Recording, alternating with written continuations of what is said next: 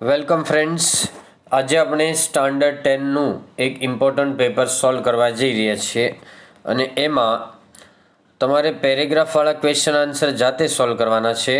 હું તમને true false અને સેક્શન સી અને ડી જે ગ્રામરના સેક્શન છે એ હું તમને આખા સોલ્વ કરાવું છું, પણ તમે આગળના જે પ્રશ્નો જે છે એ તમે જાતે સોલ્વ કરશો.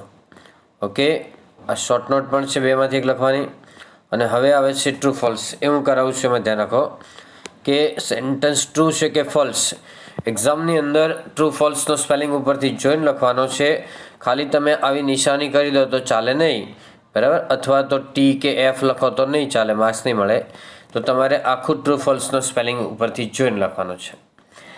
હવે 12 નંબર છે, there are lunar panels in our village.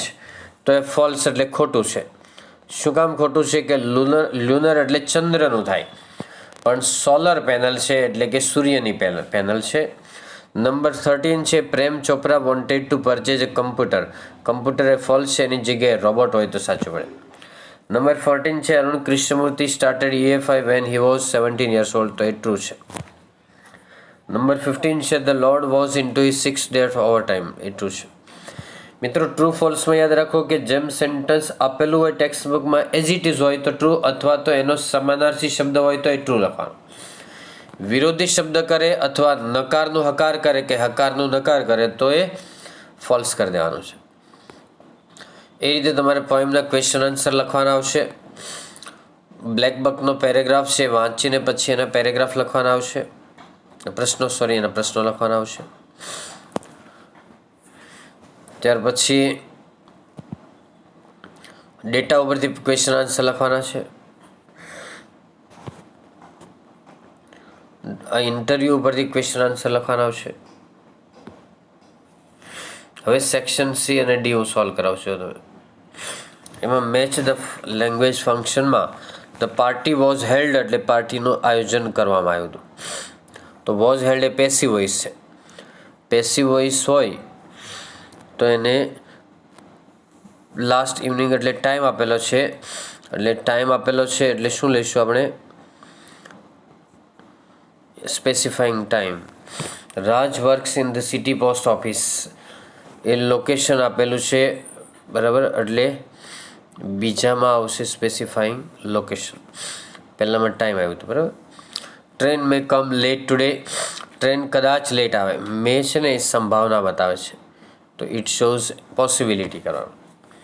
હવે choose and write the appropriate રિસ્પોન્સમાં જો કે Rupa I scored 99 marks in maths. તો વિરેશ શું કહે છે એને કે તે સારા માર્ક્સ મેળવ્યા છે, એટલે કોંગ્રેચ્યુલેશન્સ, અભિનંદન. Rupa says what is your plan about future study. Alternative એટલે વિકલ્પ છે. વિકલ્પ એટલે આઈધર ઓર આવશે અથવા નાઈધર ઓર આવે. તો બી આવશે, I will either study science or commerce. Number 37 છે, how often do you go for cinema. કેટલી વાર જશો સિનેમા? ફ્રિકવન્સી બતાવે છે કે I never go cinema. Never છે, ઓલવેઝ છે, સમટાઈમ્સ છે, એવા બધા શબ્દો આવશે.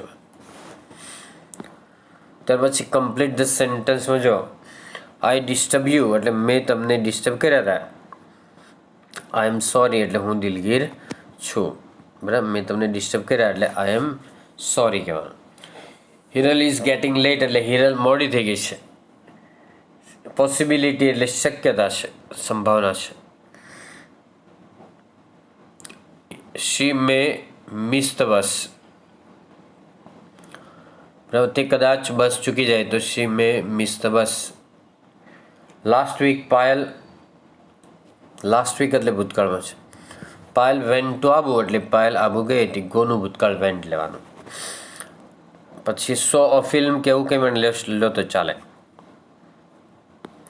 એના પછી ફિલ ઇન ધ બ્લેન્ક છે, ખાલી જગ્યા ભરો. એમાં four 25 years residents of Tajnagar village near Gurigram lobbied for a railway station in their village.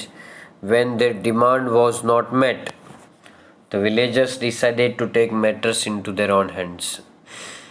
પછી ફાઇન્ડ એન્ડ રાઇટ ધ મિનિંગમાં જો ડિક્લેર એટલે જાહેર કરવું થાય તો એનો મિનિંગ અનાઉન્સ લખવાનું. ડેઇલી એટલે દરરોજ તો એવરી ડે. કનેક્ટ એટલે જોડવું તો જોઈન લેવાનું છે. ત્યાર પછી આવશે turn the following sentence into indirect speech. Indirect સ્પીચમાં વિરામચિહ્નો કાઢી નાખવાના, બધા જમાં ખાલી ફૂલ સ્ટોપ આવશે, બાકીના બધા ચિહ્નો નીકળી જશે, યાદ રાખજો. મીરા આસ્ક્ડ મીના, પ્રશ્ન ચિહ્ન છે એટલે Meera asked Meena what she was doing then કરવાનું, નાવનું THEN ધેન, અને વિધાન વાક્ય બને છે એટલે શબ્દો આડાવાળા થશે. Meera asked Meena what she was doing then. Meena replied that she was doing her regular exercises and yoga. Meera requested, please માં હંમેશા requested લખવાનું. Meera requested to teach her some steps in aerobic exercise. Meena told not to worry. મીનાએ કહ્યું કે ચિંતા નહીં કરે. Meena told not to worry and added that she was in hurry, and also told that she would surely help her that evening. અથવા તો and also promise her that she would surely help her that evening. Join the sentence માં જો honest persons don't tell lies, they do not cheat others. તો honest persons neither tell lies nor cheat others. Honest persons neither tell lies nor cheat others કરવાનું.